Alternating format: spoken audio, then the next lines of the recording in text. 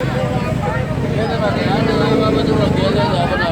भी फोटो ला ली। कितनी देर से खड़े हैं आप? भाई सवेरे अपना 7 बजे आए हैं। पौने 8 बजे थे। कोई 8 बजे 9 बजे किस वास्ते आए हो? आटे वास्ते। आटे वास्ते? हाँ जी आटे वास्ते। कल भी आए सो आज ही आए हो? कल भी आए थे टुर गए थे। कल लगा सी आटा? लगा सी लगा। बस ਇਹ ਗੱਲ ਲੱਭਿਆ ਨਹੀਂ। ਮਿਲਿਆ ਨਹੀਂ ਲੱਗਾ। ਤੁਸੀਂ ਮਾਂ ਜੀ ਕੀ ਕਹਿੰਦੇ ਕੋਲੋਂ ਦੇ ਖਲੋਤੇ ਲਾਈਨ 'ਚ?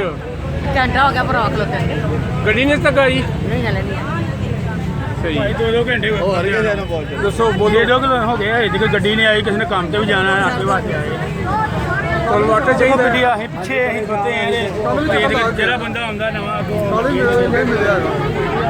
ਦੇਖੋ ਪਿੱਛੇ ਆ ਲੋ ਕੀ ਦੱਸਿਆ ਪਿੱਛੇ ਆ ਗਿਆ ਸਾਡੇ ਕੋਲ ਬੋਲਿਆ ਨਹੀਂ।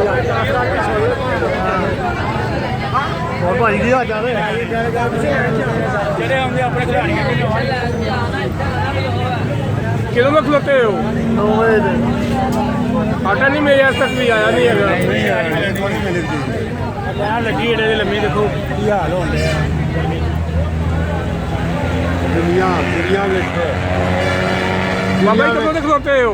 ਦੁਨੀਆ ਵੇਖੇ ਅੱਧਾ ਘੰਟਾ ਪੌਣਾ ਘੰਟਾ ਹੋ ਗਿਆ। ਕੀ ਆਂਦੇ ਹੋ ਉਸ ਤੱਕ ਆਟਾ ਕਿਉਂ ਨਹੀਂ ਆਇਆ? ਕੀ ਵਜ੍ਹਾ ਕੀ ਮਾਮਲਾ ਹੈ? ਆਏਗਾ ਤੇ ਵੇਖੇ ਤੁਹਾਨੂੰ ਕੀ ਪਤਾ ਕਿਉਂ ਨਹੀਂ ਆ ਰਿਹਾ। ਪੁੱਛਿਆ ਨਹੀਂ ਕਿਸੇ ਕੋਲੋਂ ਕੀ ਵਜ੍ਹਾ ਹੈ? ਪੁੱਛਣਾ ਕਿ ਆਪਣੀ ਵਾਰੀ ਤੇ ਖਲੋਤੇ ਆ। ਵਾਰੀ ਨਾ ਬਣ ਜਾ।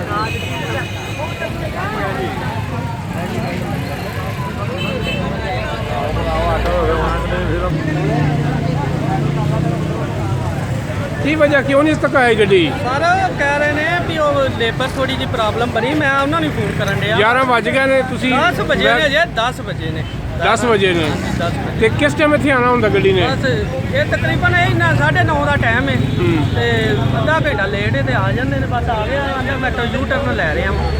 ਮੈਂ ਤੇ ਆਪ ਉਹਨਾਂ ਨੂੰ ਕਿਹਾ ਮੈਂ ਯਾਰ ਤੁਹਾਨੂੰ ਮੈਂ 9 ਵਜੇ ਆਣਾ ਵਾ, ਤੁਸੀਂ ਅੱਧਾ ਘੰਟਾ ਪਹਿਲਾਂ ਆ ਕੇ ਖੜੇ ਹੋ।